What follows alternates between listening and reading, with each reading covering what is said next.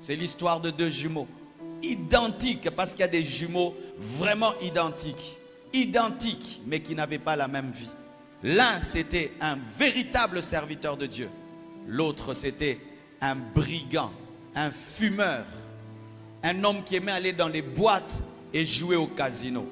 Son grand frère lui disait toujours, petit frère, arrête cette vie de débauche, arrête cette vie de drogue, arrête de jouer au casino, arrête, tu y perdras ta vie. Jamais le petit frère n'a écouté son grand frère.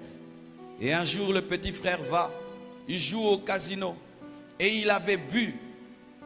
Et dans la colère, il a poignardé quelqu'un et la personne est morte. Lorsqu'il a vu cela, le petit frère a couru. Et au lieu de courir chez lui à la maison, il a couru chez son grand frère. Et il arrive à la porte de son grand frère. Le grand frère le regarde au travers du Judas. Et il frappait, et il frappait, il frappait, il frappait. Grand frère, ouvre, ouvre, on me cherche.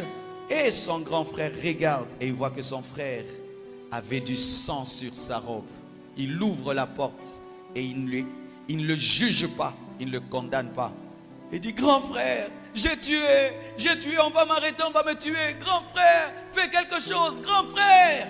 Il dit, viens, enlève ta robe. Il enlève sa robe remplie de sang. Et il prend sa belle robe, toute blanche, et il donne à son frère. Et il prend la robe ensanglantée de son petit frère et il la porte. Il ouvre la porte de derrière, il dit à son petit frère, va-t'en. Et il s'en va. Quelques minutes après, les poursuivants arrivent, il frappe à la porte, il ouvre. Et puis on le trouve avec du sang sur sa robe.